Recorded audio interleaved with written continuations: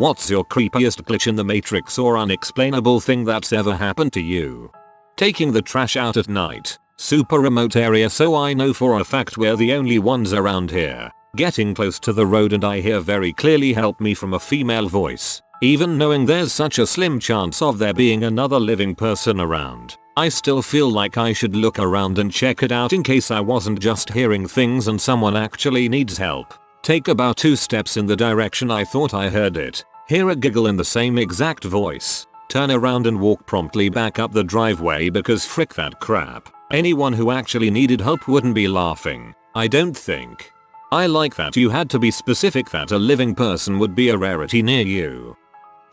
I was about 12 years old and woke up in the middle of the night needing to take a leak. I walked across the hall to the little bathroom, hit the lights, and was about to reach for the toilet when I glanced up and saw a face in the mirror. It was not my face. It was as if someone was on the other side, standing to the right, with their face right next to the glass, staring at me. I only saw it for the briefest moment, but it is seared into my brain. I screamed and ran out of there to find my dad. Of course, my dad investigated, then calmed me down, or tried to. Eventually we had a prayer session. Because I was so freaked out, eventually I must have gone back to sleep.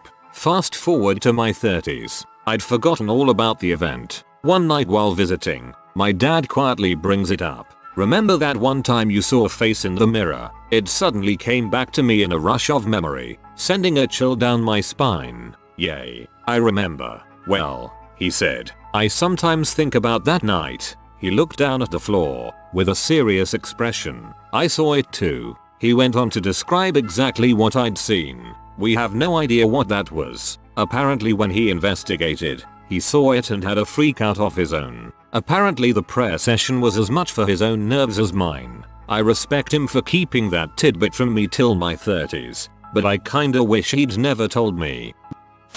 So, this might be hard to explain. I was probably 12 and lived in a big log cabin. One day while my parents were at work, I got in a fight with my brother, 18, who had some anger issues. He chased me through the house and I ran out one door, around our porch and in through another door. I was going to lock it behind me but didn't have time because he was too close behind me. So, I slammed the door behind me and kept running. When I glanced back to see if he had made it through the door yet, he was banging on the window of said door and yelling for me to unlock it. The door was locked and there was no he had locked it, because the door could only be locked from the outside with a key of course, and our parents never gave us keys. There was also no way the door could have accidentally locked when I slammed it behind me, because it needed to be fully turned to lock, and usually required some finagling at the end to make it actually lock. I stood there dumbfounded for a few seconds and then ran to a bathroom and locked myself in there.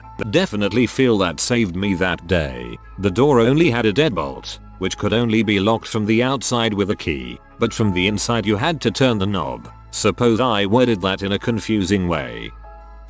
This didn't happen to me, but to my mother and aunt when they were younger, and to this day is the creepiest thing I've ever heard. So one day when they were around 16 years old they were alone in the house for a couple of hours while their mother was out working. I don't remember exactly which one of them noticed this but one of them walked into the kitchen and was shocked to find that the stove had somehow been ripped open all the way into the oven. My mother described it as if someone had stabbed the top of the oven, slashed it, and then pulled that slash open with their hands. Both of them saw it and when I asked my aunt about this story she gave me the same description. Also, this was definitely not a visual hallucination because they swear they reached with their hand from inside the oven to the top through the hole. They both swear they were sober at the time and I believe them because they were raised in an extremely religious environment so it's impossible they were drunk or high. When my grandmother got home they naturally went to show her the slash, only to find it was completely gone. The stove was completely normal and there was no sign of a hole ever being there.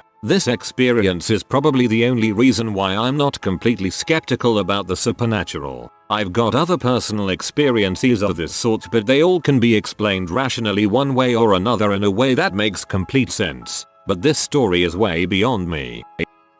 Okay, my sister and I were playing the age-old game of get the frick out of my room. If you've never played it before, all you do is try to get the intruder out. I managed to get her outside the door, but she always trying to push it open while I was attempting to close it. Suddenly, I slam it shut, meaning I won. I turn around and there is my very confused sister wondering how she ended up back in my room. In her confusion, I managed to get her back out. I love how getting her out was still the priority even though she just inexplicably appeared in your room.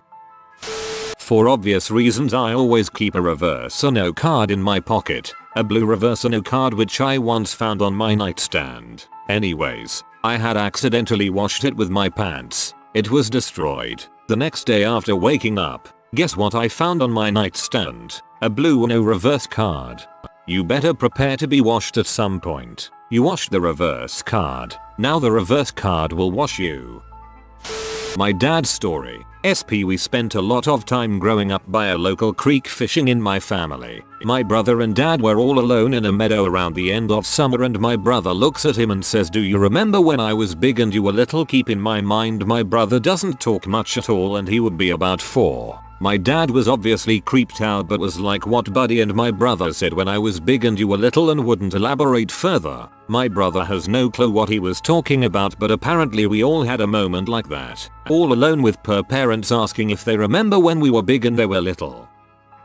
When I was 14, 1995, during the eerie calm before a summer lightning storm, my dog Daisy, Chow Lab Mix, started barking at the corner of the basement. There was nothing to bark at, just stone fireplace and a tile floor. Suddenly a lamp set above the fireplace had the light bulb explode and a painting hung next to it shattering as it flew off the wall at an almost 90-degree trajectory, landing 10 feet from the wall. My brother and I have theorized for years what it was. Our best guess is that lightning hit the chimney and that's what did the damage. We've never been able to figure out how our dog knew it was about to happen. The charge built up and was audible to the dog before the strike. I once went to sleep in an unmade bed, cause I'm lazy and was too tired to make it LOL. I was laying under the covers and I woke up laying face down sideways on top of a completely made bed.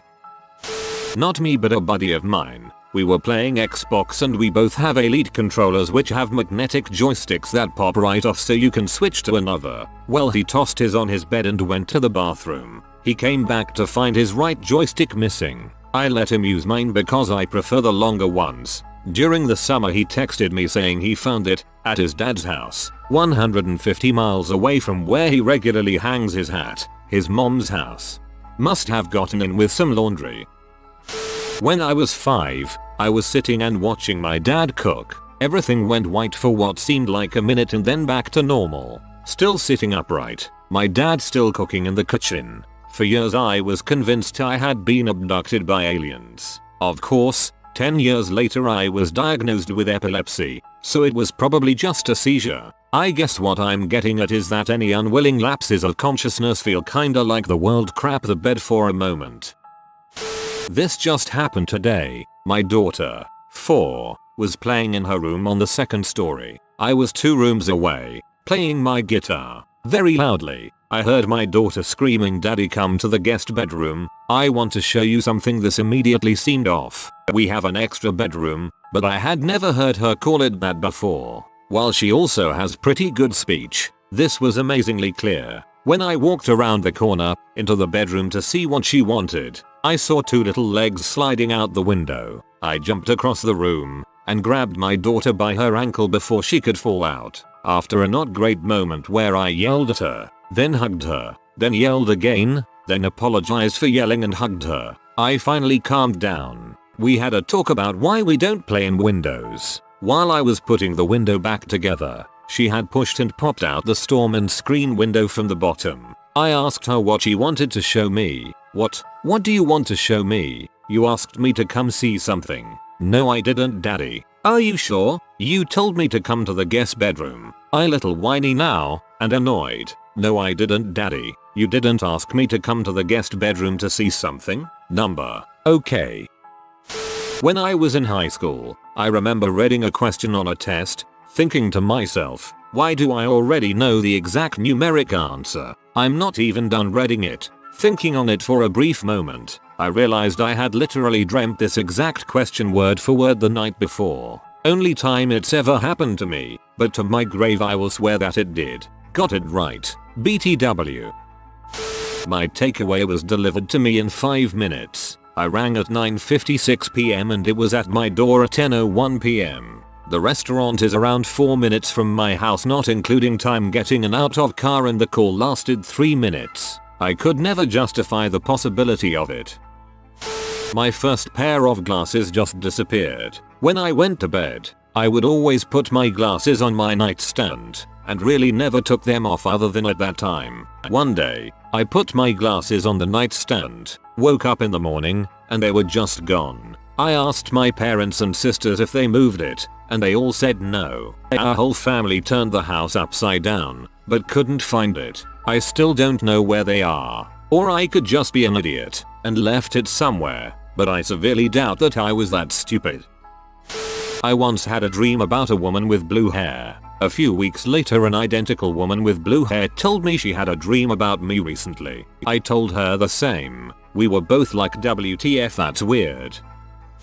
I've two that tie together. First, when I was like 6 on an Easter Sunday, I was at my grandparents' Catholic church and the priest would always have kind of a story time on the holidays with the kids. He'd have us come and sit all around the front of the church. Now I have a less popular biblical name. I think it is, at least, and had never heard it said in church before. So I'm playing with a plant on the side of the altar, with empty pews in front of me, barely listening, when a lady I hadn't seen and didn't know says, listen to Father, he's talking about the son you're named after. Afterwards, my grandmother was all excited and asked if I'd heard Father's lesson involving the son. I told her yay. The nice lady on that side of the altar told me he was talking about my name. Do we know her? Everyone in the family laughed and said those pews were empty for the entire mass. Story 2. 8 years later, I'm getting ready to go stay at the same grandma's house. I left on my bike, with headphones and my CD player turned all the way up, to get books from the library, and about a half mile from the house I hear a voice that's familiar but different tell me, you need your helmet on this journey. I listened and rode back to grab my helmet. Almost to the library, I went across a small side road and looked back. At the same time, a car started to turn into the road.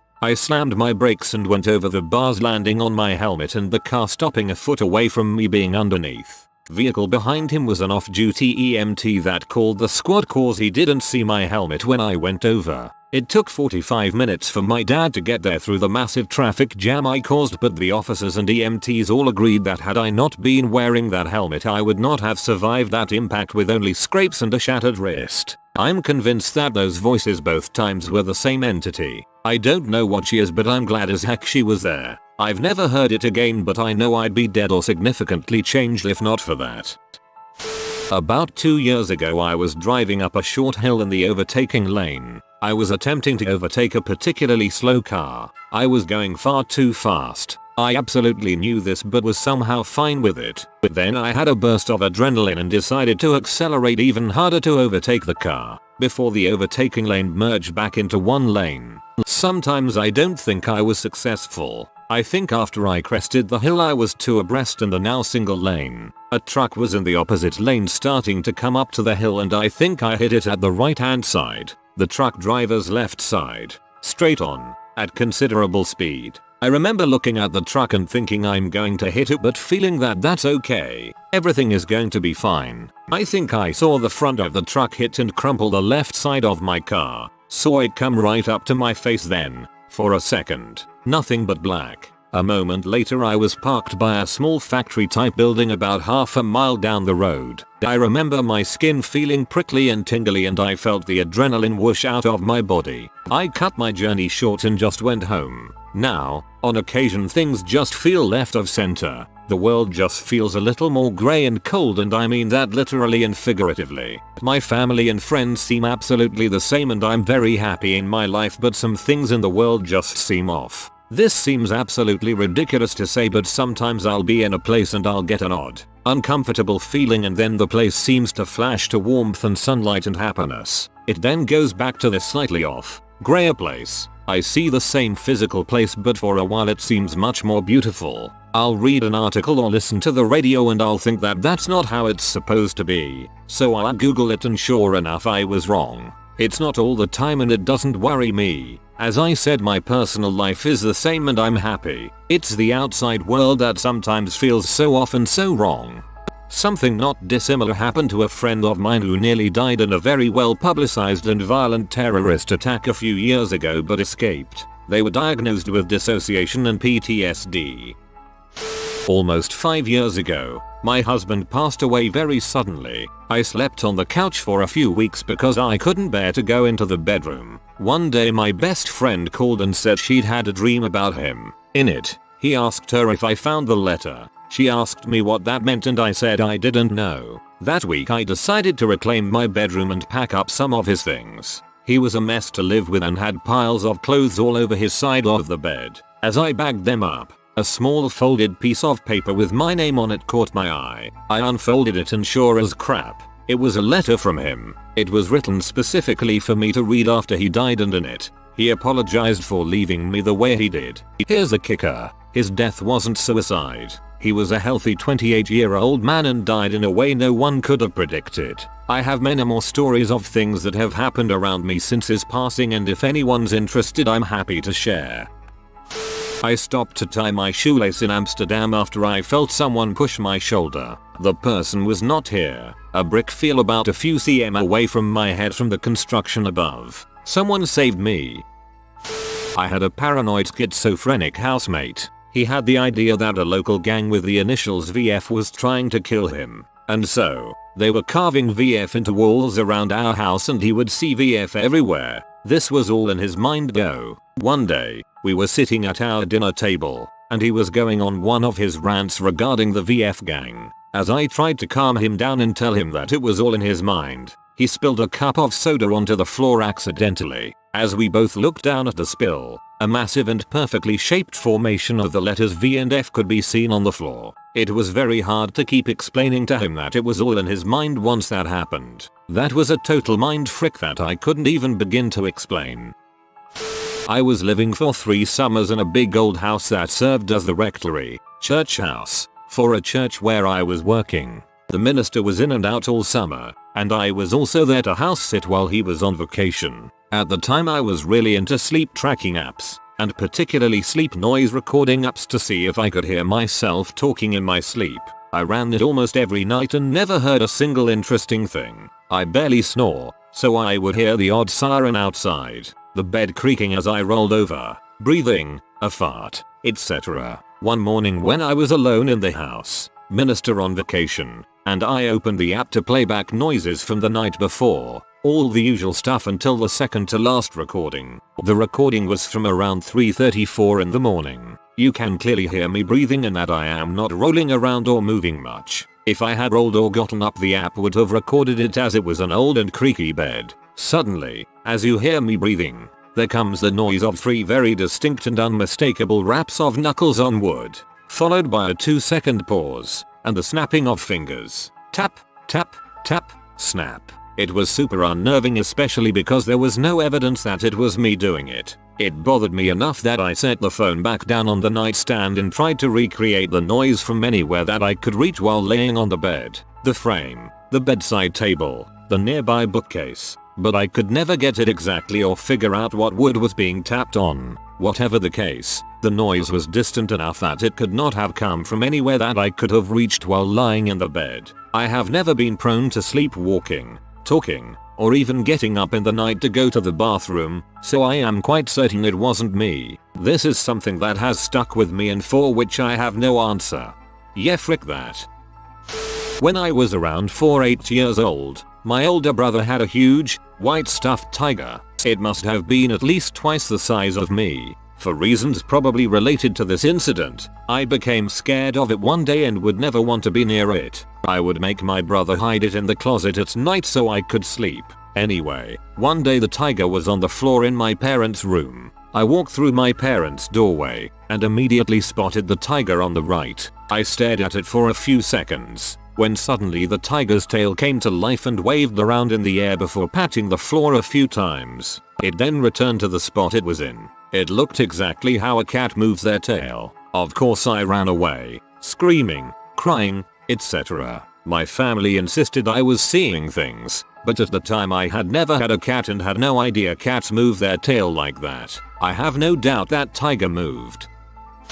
I am a heavy equipment mechanic. Went to work on a log skidder in the woods. After I pulled off the main road it was another on a sketchy butt trail to get to the machine. Rolled up to beautiful scene in the woods overlooking a valley. It was gorgeous. Normally I turn up music and get to work. No music today. Didn't want to spoil the wonderful sounds of the forest. I worked around 5 hours or so when I hear someone behind me. Scared the living crap out of me. It was older dude around 75ish I assumed. Khakis, flannel, wore out running shoes. We had a wander conversation. I turned around to continue working. Asked dude where he was from over my shoulder. No answer. He vanished. Then I began to think about the closest dwelling I saw. Where he could have been from. I decided he was hiking. Then I remembered what he was wearing. No pack. No hiking stick. Nothing. It really creeped me out. My wife tells me it was an angel. I don't know about that. But it was something for sure.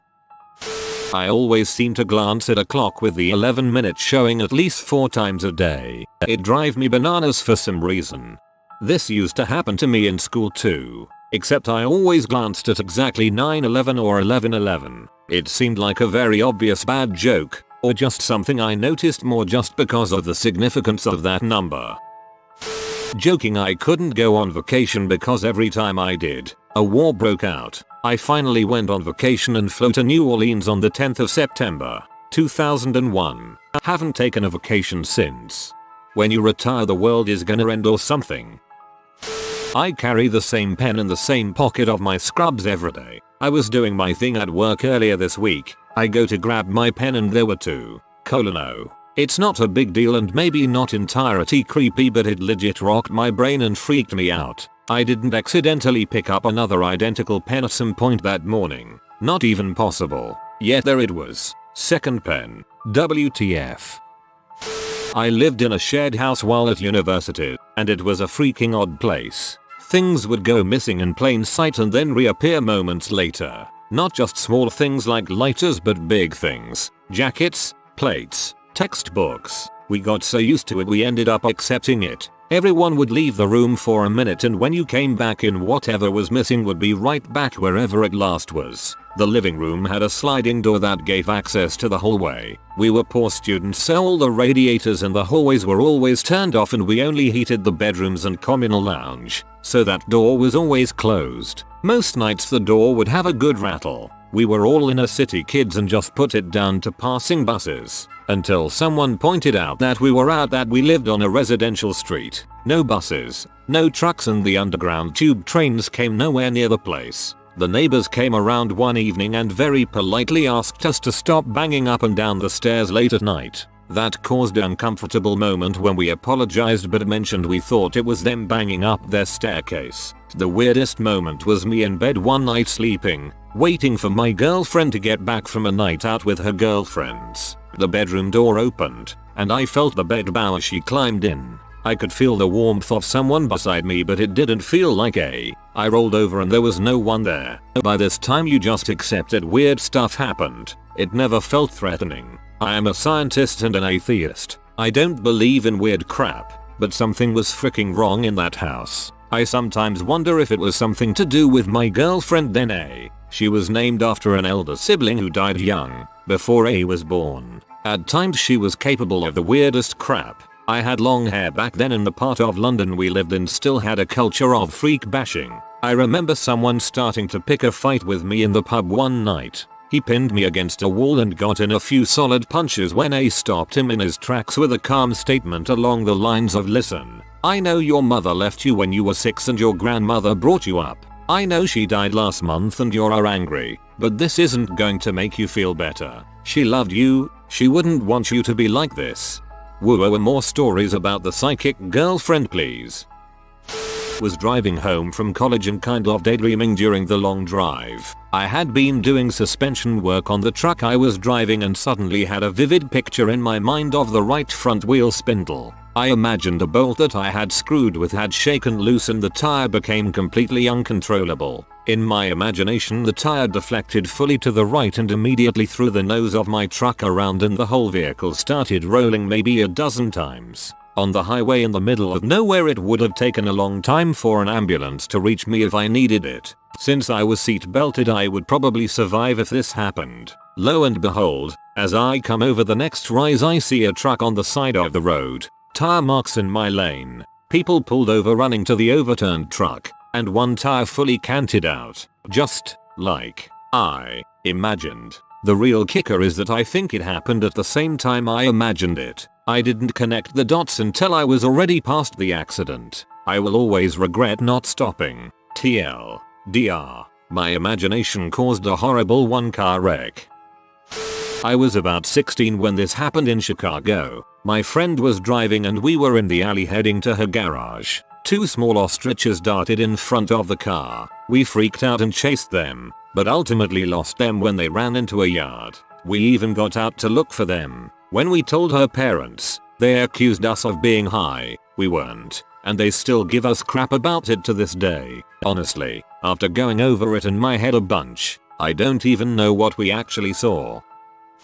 I'm not superstitious, but there's this one thing. My lucky numbers are 317. And then my daughter was born on the 17th of March. 3/17. And then after I got divorced and was nervous to start a new life, I ended up getting this awesome apartment, and guess what number it was? 317. Honestly, knowing that it felt like my daughter saying you're gonna be okay made my new start okay.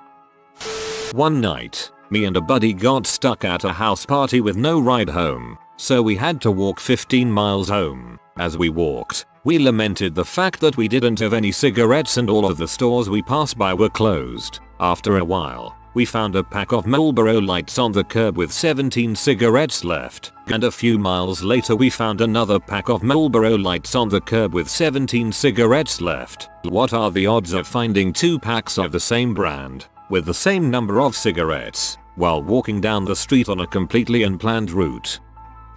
Around 2012, I traveled to a conference for work from Sacramento to Los Angeles with a co-worker for a couple days. We had some time to kill before boarding our flight back to Sac when I decided to roam the terminal for something to eat. After walking back and forth, I resorted to a random little counter for a pre-made sandwich or something. I paid, and as the woman at the counter handed me the receipt she said, "Thanks, Isabel," which is my name. This moment seemed like an eternity, and I still remember the feeling of standing there stunned, but also questioning my intuition. Within 2-3 seconds I looked at my wallet to see if I had pulled out my ID. I looked at my blouse and jacket to see if I still had a name tag on. I looked in my hands to see if I was holding a debit card. Did I pay with card? Nah. I also scanned the dang receipt for my name. The words "How do you know my name" were paralyzed on my tongue and nothing came out. Isabel is my name. That particular day was a hard day for me,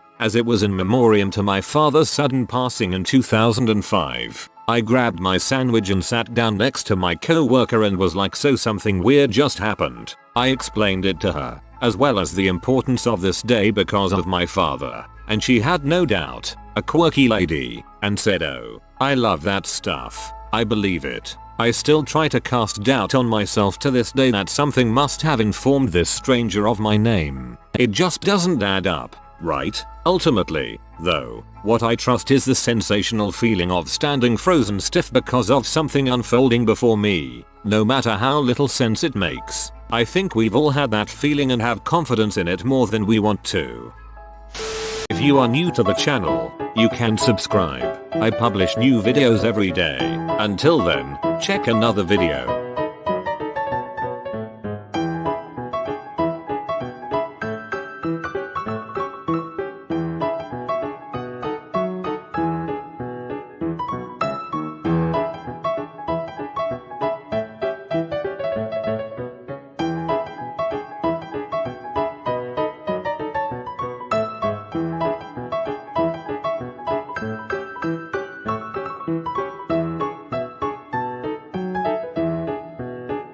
Bye for now.